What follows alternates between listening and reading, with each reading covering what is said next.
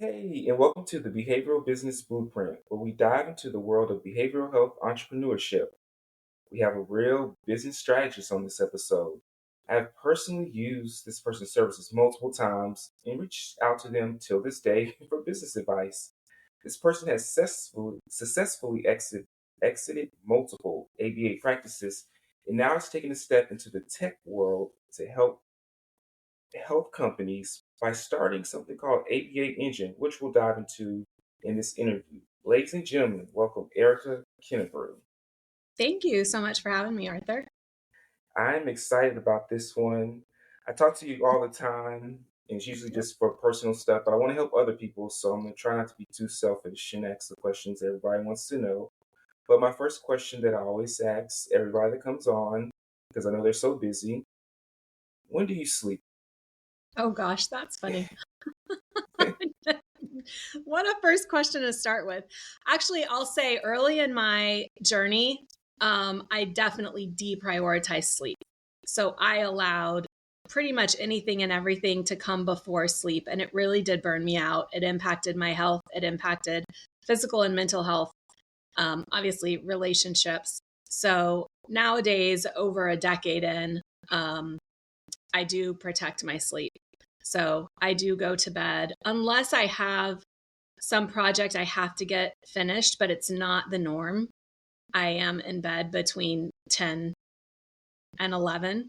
And then I'm an early getter upper. So I'm usually up by 5 or 6. Sometimes I take my kids.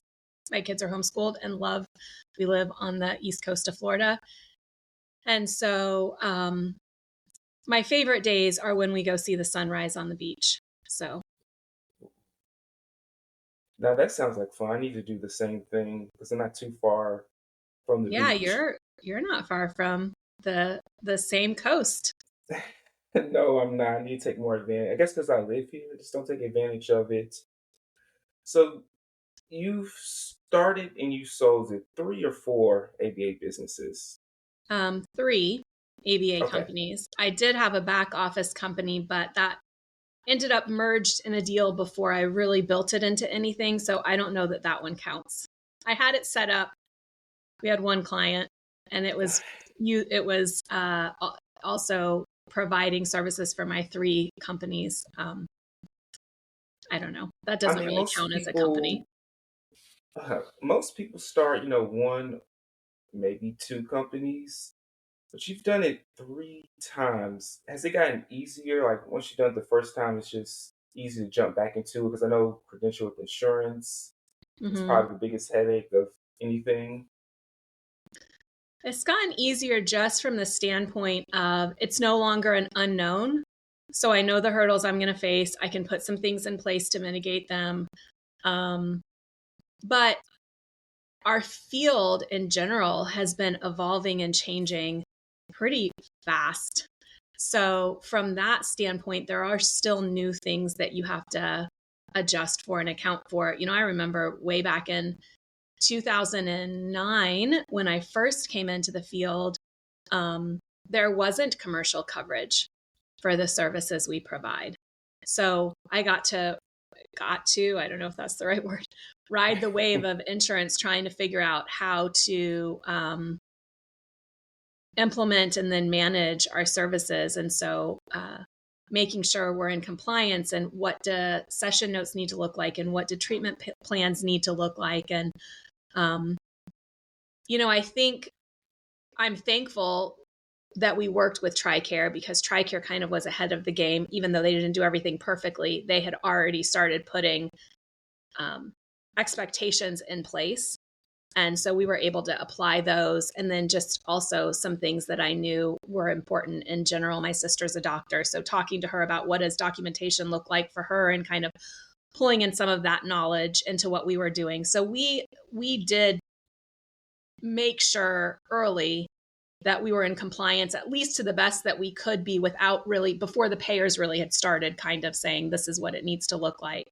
But yeah, our field has changed so much. So even now, if I were to open another ABA company, I feel like there are additional hurdles and challenges. I probably would still seek out a mentor in specific areas even though I've done it several times, just because there's new challenges constantly.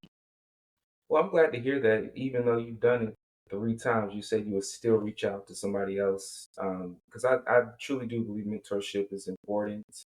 Whatever business you're in, I'm always looking for mentors. Even with what I'm doing now, just trying to find somebody that's already dealt with the headaches that I'm Absolutely. about to deal with. So you've done this 3 times, but now you've stepped into the technology world. Mm-hmm. What made you take that leap from dealing with people to dealing with technology that's going to help people? Yeah. So really, I pushed into the technology world before I exited my companies. So it was something that I set up with the intent of supporting my existing companies. And then when the exit conversations began, I pivoted to this is something that can help other companies. Um, it was always something separate. And I think, you know, technology is such a different type of company to build than a service based company, because a service based company, even though we have a delay with insurance, it's still, you're providing a service, you're getting paid, right? So as long as you have things set up correctly and as long as your numbers make sense, you have a little bit as you grow every month or at however you look at your finances, there's this net profit. And then you can reinvest this net profit into your business and then you can grow a little bit more. And it's a fairly simple or fairly, simple not to implement, but the path forward makes sense versus a technology company where you are pouring money in for years. You're pouring money in. And you have to believe in your soul that you will have product market fit and that you will hit profitability. So it is a black hole for years. We're probably 500,000 in plus to this business, and that doesn't even count my time, right? And just have launched this year. So we do have revenue. We launched last year, soft launch. We do have revenue. We have contracts. We're developing partnerships. But prior to this point, there was no revenue. So that's the thing. It reminds me, I don't know, this is an old movie, Field of Dreams. Did you ever watch Field of Dreams? The Yes, build it and they will come. Is Yeah, that that's okay? like, I feel that in my soul. I'm like, just believe. Oh my God. Being an entrepreneur, I can definitely relate to that. Just starting up because you're building on something, getting it prepared, and you just don't know when is the revenue going to come. And I definitely didn't know 500,000. That's pretty big. Doing this independently, it's not like you have somebody backing you and you can just go to them, I need some more money to figure this out. That is stressful. I'm sure the beach definitely does help in the morning just to look at the waves and prepare. Because that's a lot. Independently, that is a large number. Because a lot of times, if I hear something about a tech company, they'll say, "Oh, we have investors," and I'm looking at these different seeds of funding. I'm still learning about that, but they have money coming in. Mm-hmm. Wow, independently, that's a lot. To Yeah, be 500,000 so far. bootstrapping a tech company puts a whole new spin on the word bootstrapping. But in fairness, there was a loss of money and a loss of time at the beginning because there was a learning curve for me. So I definitely made mistakes. Um, but I'm really excited with the product that we have. I'm really proud of it. It was a hard journey. I'm not going to lie. You and I have talked, so there were multiple times where I wanted to quit. I'm thankful that I didn't. Um, and I'm really excited for the future, and I'm really excited to be able to provide a solution and also just to be flexible. I do really want this to support business owners. I want it to alleviate work from their plate. I don't want it to be just another thing that they have to keep up with or track or do. So it's, honestly, and I say this, it's true. It's the tool I wish I had when I was scaling. It would have helped save so much of my time to get rid of spreadsheets and get rid of inefficient workflows and processes and to automate things. Like it's the tool I wish I had. I, I speak against spreadsheets, but you have one of the best spreadsheets that I use for the other business I do now. Even though it's not ABA, I still use that same we worksheet need to just get to. together and tweak it for that one because the revenue drivers aren't exactly the same. That would be interesting. We No, should do that. I play around with it a little bit. I need help with the formula part of it, but I can see and get an idea of, oh, these are expenses. This is what we have coming in or what I plan to have coming in. So it's good for me to see that. I mean, that spreadsheet certainly help with ABA, which you definitely need to be able to see your numbers when you're dealing with private insurance and you don't know when it's going to come in. I mean, just imagine if you were dealing Right. with United Health right now. I mean, Oh geez, this is gosh. this is this is March, and they're having issues. People aren't getting paid, I so that's know. something to look into, to know your numbers. Hmm. So what Absolutely. I think we didn't even go over, but what exactly does ABA Engine do? And is this just for ABA? Is this for any healthcare company that can use this software?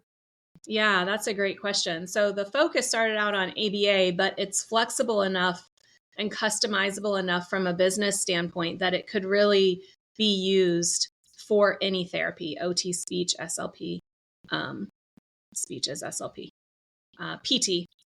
Um, and it manages the intake pipeline of clients and the onboarding pipeline of employees. And it allows you to understand the timelines. The mission is speed to services for families. So we're looking at timelines to service, and we're automating a lot of repeatable work that's done in that intake process.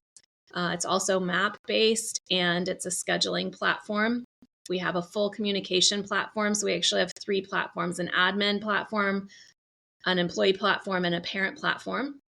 And a lot of time and effort was put into the visual design intentionally from a behavior analytic perspective to uh, end with the outcome that I wanted, the behavior that I wanted. For example, for families, one of the struggles we had was form creation, form completion.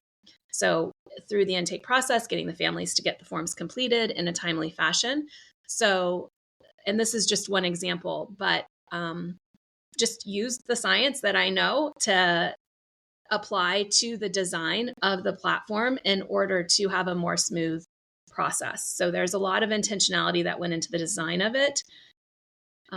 And then we have the full communication portal across those three platforms. So your admin, your clinical, and your families all have access to each other, which is pretty cool. And then the scheduling piece.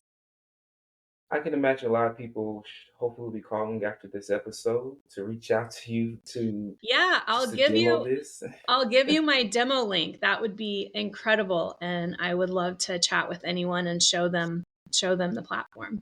It will certainly be in the description for this episode. So let me ask you this before we go: what has been your biggest failure, and how has that helped shape your entrepreneurial journey?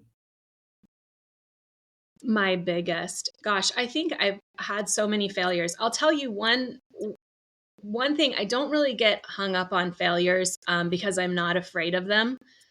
I think because I'm kind of a run headlong into whatever and just figure it out. So ever since I was little, I've made so many mistakes. I just kind of became immune to them. Like I got used to the fact that, I'm going to screw up, and I got in trouble constantly for things.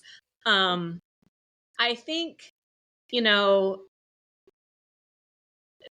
I just don't spend a ton of time. I think one of the most costly, or several of the most costly, was jumping headlong and making choices in this tech company from the very beginning without more mentorship. So I did seek out mentorship, but I think I should have slowed my roll for a hot second and spent more time talking to more and more people, because I didn't really have a clear understanding of what I was getting into. Now, it worked out, and that's pretty much how I've done everything in my life.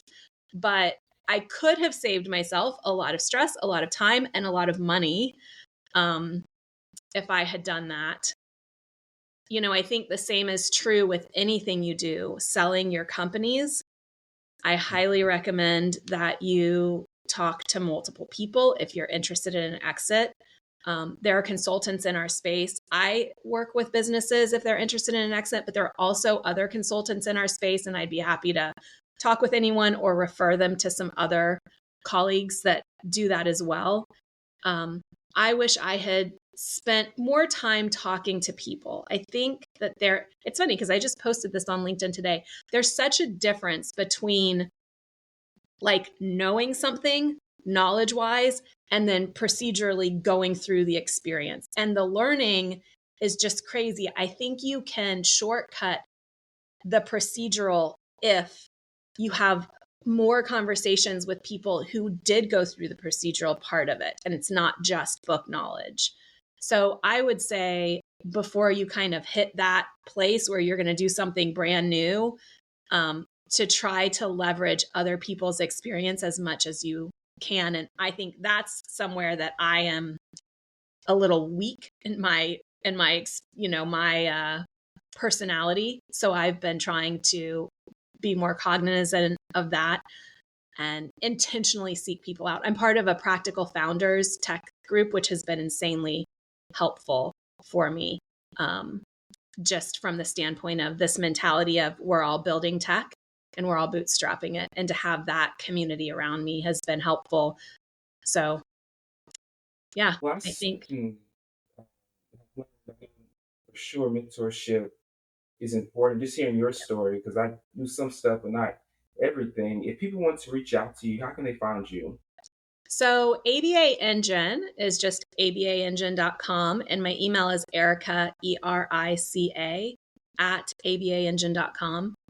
I'm also pretty active on LinkedIn. So I'd love a connection request or shoot me a message. And I'm happy to connect with anyone. I'm happy to show anyone the platform, a demo of the platform. If you're interested in consulting, I do like a quick 30-minute touch base just to see if we'd be a good fit for each other. That's free. So yeah, probably email or LinkedIn. Okay. Well, thank you so much for being on the Behavioral Business Blueprint today. We've learned a lot, and catch us next episode. Thank you.